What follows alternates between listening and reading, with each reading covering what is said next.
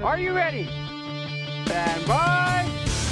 Hundreds of thousands of Canadians are involved in shooting sports. We traveled the country to bring you the events and the people that make this incredible community unlike any other.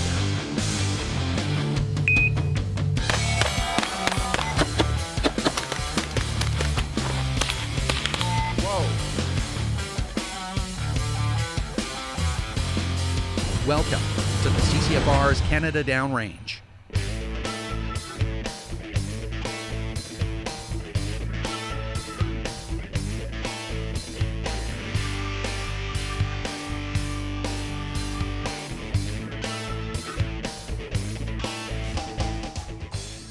It's our 4th annual day at the range in coordination with the CCFR. It's an event that we do to allow people to come and try the shooting sports. So it's no license required. You can turn up, it's fully supervised, it's a safe environment. You can try handguns, rifles, shotguns. It's also a chance for those that maybe only shoot shotgun or rifle or handgun to try the other disciplines. You know, we want to unite shooters and bring the community together. Well, the goals of the event, number 1 always is safety, of course. Number 2 is a fun day for everybody here. And number 3 is introducing people to the sport, getting more people getting their license and joining the shooting sports, no matter what the discipline.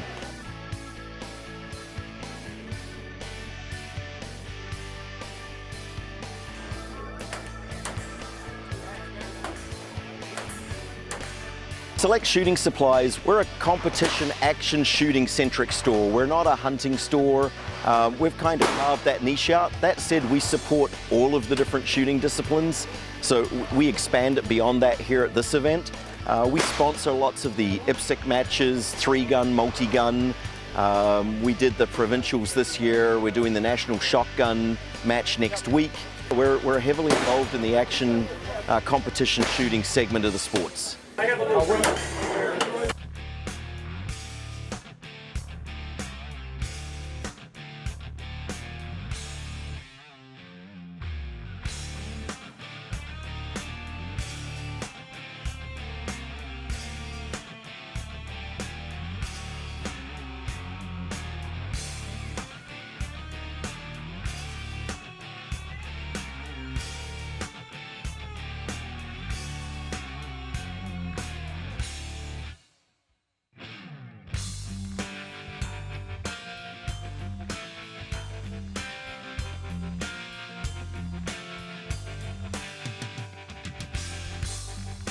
We've got a lot of young people here.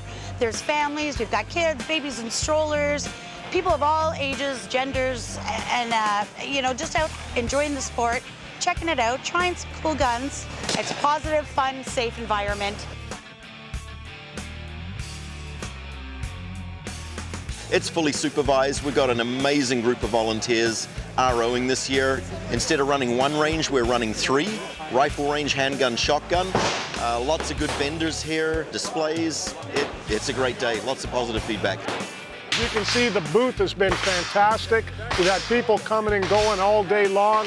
The guns have been going fantastic. It's just been a lot of fun. We had everything. We had the MCX, the NPX, we had 1911s, we had 226s. Everything was out here for everybody to try. It was just so much fun today. Between vendors and volunteer ROs, we're at 75 to 80 people volunteering to make this day happen. So while I coordinate it, they do the real work. Events like this are always great. When Select Shooting Supplies invited us to come down to have an opportunity to put consumers in front of our Savage firearms, it was something that we jumped at. I mean, today was super busy. As you mentioned, there was a lot of people through there, a lot of noise. It was a lot of fun for a lot of consumers, and this is a great chance for them to come out and try and play with the different firearms.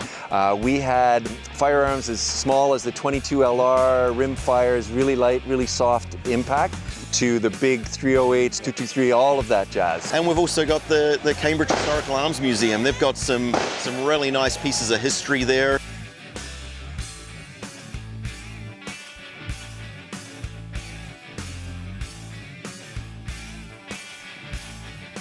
Select day at the range, open to the public. I mean, Dean's put a lot of effort into this.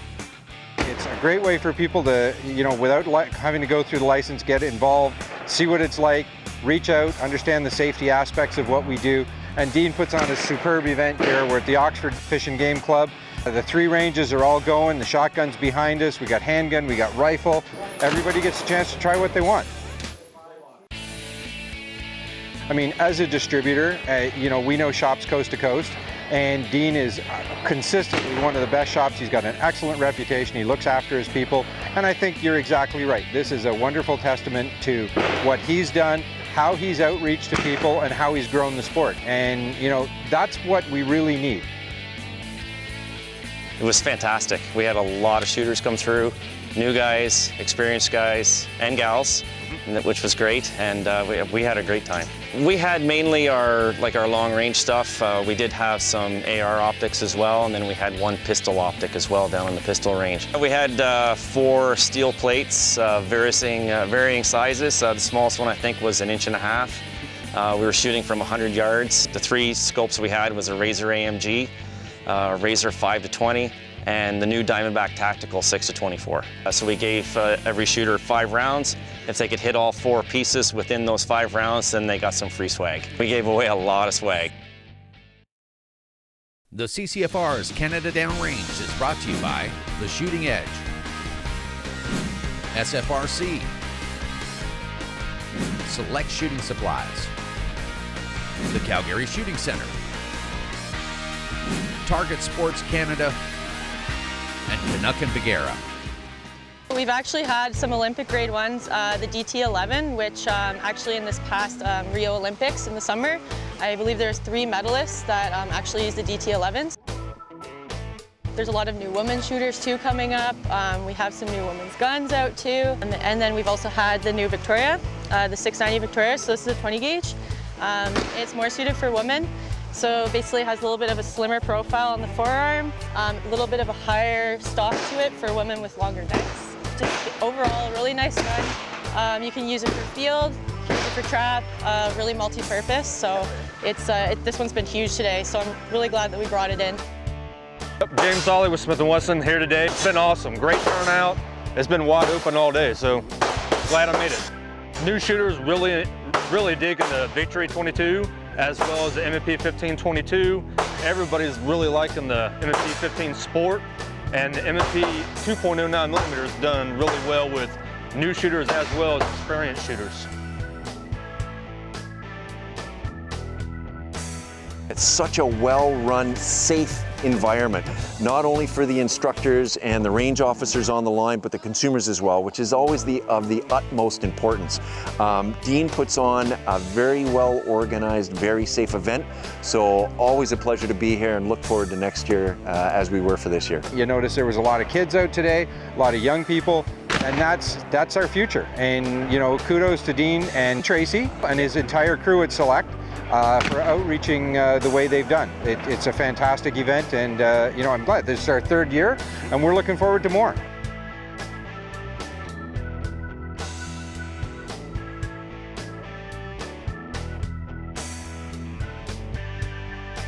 An excellent show, right from taking people in and out on the golf carts, making sure you were parked. We had a great safety briefing this morning, turned out fantastic. This day could not have gone on smoother or better, and big kudos to Dean at Select. You've done a fantastic job. Last week we were at TACCOM and got talking to Amanda Lynn Mayhew from Just Hunt, and she told me about a young lady, a 12-year-old girl that came out to one of her range days about 6 weeks ago, who through some unfortunate events in her life suffers some PTSD. She's been through a lot in her 12 years of life, and part of her PTSD was she's been extremely scared of guns. Terrified, in fact. So Amanda Lynn and I were talking. I had signed up for a range day, and she invited Mila to tag along. And I thought, you know what, maybe this might be good for her. She came out to the range day, really enjoyed it, really enjoyed the shooting, shot a Savage Rascal and decided she wanted one of those and that she wanted to become an Olympic shooter when she grows up. By the time the end of the day rolled around, she was walking around like she owned the place. She felt so confident and comfortable. Her life changed, as we've said on the drive here, that's what we said, is range day in Bancroft was kind of a huge turning point for her.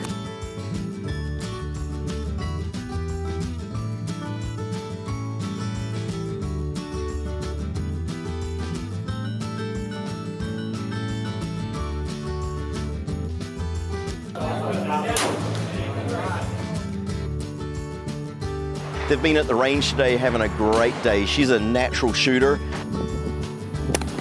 Yes!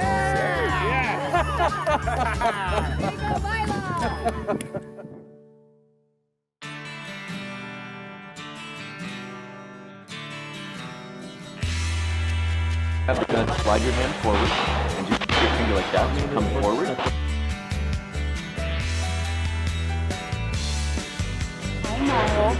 Hi. How are you?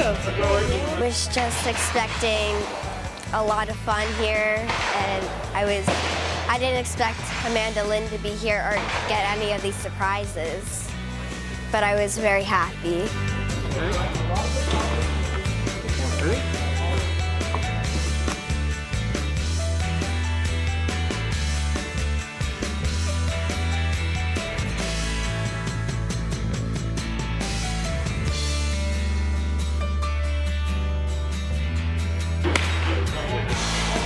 That's better.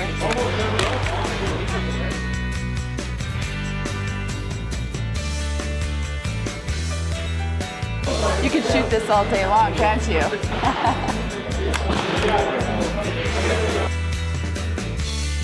We had the purple cricket that she wanted on the line. Little did she know that we had one here to give to her. I heard you're a pretty good shot. I said, is there anything you like to shoot? And she was like, I'd like to shoot that one. I wasn't sure there was two on the bench, and I'm sure you're looking at the purple one because they match your glasses, your earmuffs, and everything. Yep. Your color? Yep. I was waiting in line, and then Dean came up and surprised me, and he gave me these earmuffs that are purple and these glasses. Wow. Nice. So I was very excited for these. And then you went into the range? Yes. And what was the first gun that you wanted to shoot? The Savage Rascal purple gun. Yeah. You really like that one? I do. Easy to use? Yep. Yeah. So what do you think about maybe owning your own? That'd be very cool. I heard that you were trying to save up your allowance so that you can buy your own. Yep. Yeah? Well, we have a little gift for you. We have something to give you here. So this is going to be for you to take home with you, and the good people at Bell Outdoors here donated this. So we have a brick of ammo for you, we have some targets, and we have your very own purple rascal. Oh my God. So this is our gift to you. Thank you. Yeah. That's yours. Yep. I want to thank everybody, everything in making this possible. I'm hopefully gonna get into some sort of range and start practicing with it. We hear so many negative stories in the news about guns, but here's a positive one. Here's where we're helping somebody with their PTSD and helping them get into the sport at a young age and have something to focus on and something that they wanna do and improve on. I want to go to the Olympics for shooting. You know, negative attention about guns in all the media, and in a case like this, it really has just been something that's been so positive for her, that she's gone from having such an intense fear of guns to now wanting to become an Olympian.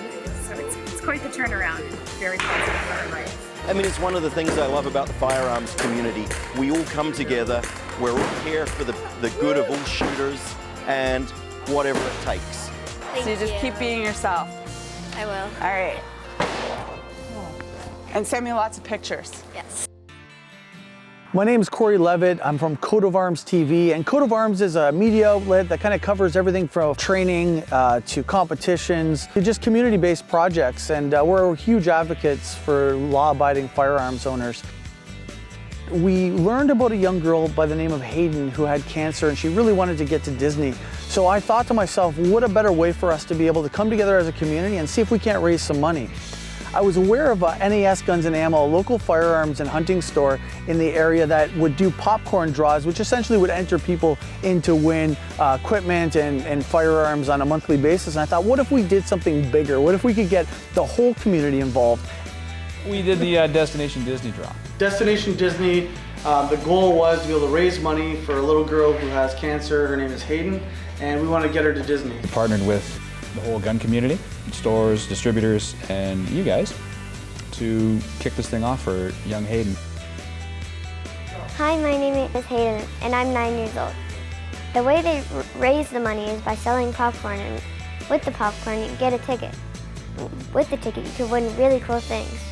What actually ended up happening is you had people that typically were competition in terms of business who had come together regardless to help this little girl. You know, to be involved in the whole thing with all the distributors, everybody that came together just for this one event was great.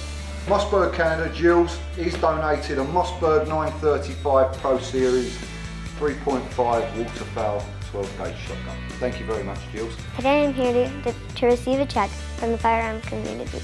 It was really good that we actually got to meet her in the flesh, that she came in, picked up the check, and we could actually see how she's doing. Hunters and shooters and the firearms community. I would think they'd be the last ones to help me because I didn't expect it at all. And I would like to say thank you. Got a good personality. She has. And yeah. She's a fighter. Yeah, you can tell that. It worked out to raising over $16,000. I can tell you without a doubt, this is the most giving, welcoming, inviting community I've ever been a part of, and I humbly like to thank everybody that was involved in this project. What an outstanding job that you guys did for this little girl and her family. The CCFR's Canada Downrange is brought to you by The Shooting Edge, SFRC,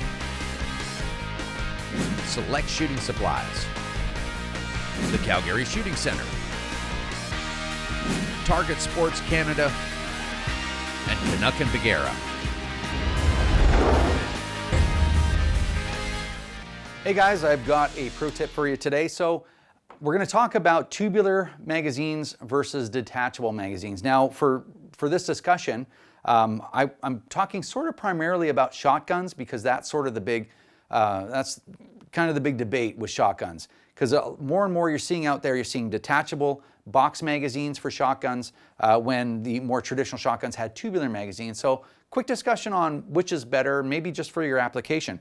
So now today I've got my shotgun, it's a Mossberg 590, and of course it has a tubular magazine on it. I don't have a detachable magazine style shotgun. I'll tell you why, because I sold it, because it jammed. So I'm not revealing the end of the video yet, but here's the, and I just have the AR-15 with a detachable magazine, just as an example of a detachable box magazine. So here's the ways that you can look at it. Each one of these magazines has distinct advantages and disadvantages, and you know what? They're both almost equal. And here's why. With a tubular magazine, you don't need magazines. It's there all the time. With a tubular magazine, you can add to the magazine in real time, almost, so it never runs out as long as you're not shooting so fast that you've exhausted the magazine and you're standing there with an empty gun. Let's say you've got a tubular magazine on a shotgun, you're carrying it for predator defense, you're out in the woods and you're like, holy smokes, this bear's gonna jump on me and kill me. You're probably gonna shoot as many rounds as you have. But let's say you're sports shooting. Let's say whatever revolution that you're doing at the time, whatever cycle you're doing at the time takes 3 rounds and you're moving to another position. Well, while you're moving, you can put another 2 or 3 rounds, however many you have time to put in there, and now you've got 5 rounds in the magazine all of a sudden. Okay, and also you're never gonna lose a tubular magazine. You're not gonna be like, where's all my mags at? It's on the gun, right? Whereas with a box magazine, a detachable box magazine, let's say on a shotgun, it's very easy to change a magazine. You're almost never out of ammunition because you can drop that mag out of there, throw a new one in there, and it's really easy. The other advantage with a box magazine on a shotgun is that loaded to unloaded is like that. So let's say it's a pump action. So in Canada, there is no magazine limit for manually operated firearms. So if you have a pump action shotgun that's magazine fed, you can have a 250 round magazine if you could pack it around. So there's no magazine size restriction on manually operated firearms.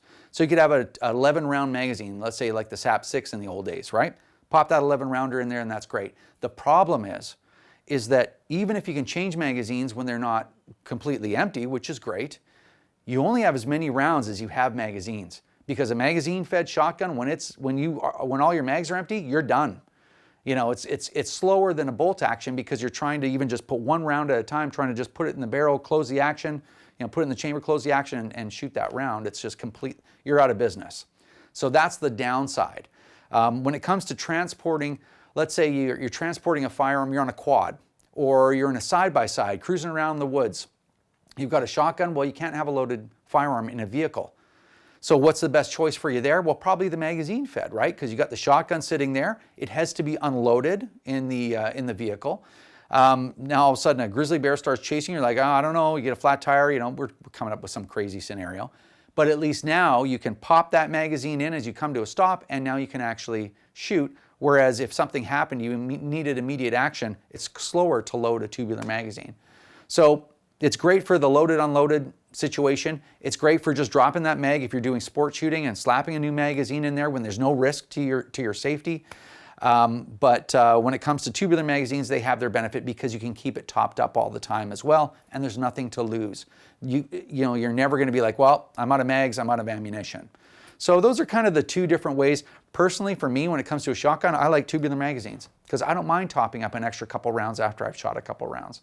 It's almost like it goes forever. If you get good at it, pulling shells out of your pocket, your hand, you know when the shell's in your hand, which end you have to push into the tubular magazine, so it's very easy to load that way. So you can go either way on this. Probably has a lot to do with what you're doing with the shotgun, what the application is. But anyway, in any case, hopefully it helps. Take care and we'll see you soon.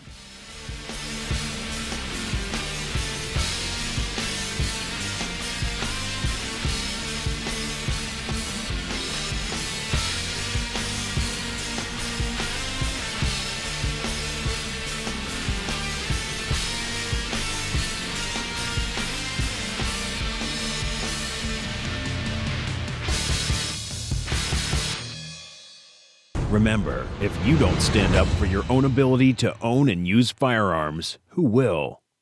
Join the CCFR or donate right now at www.firearmrights.ca.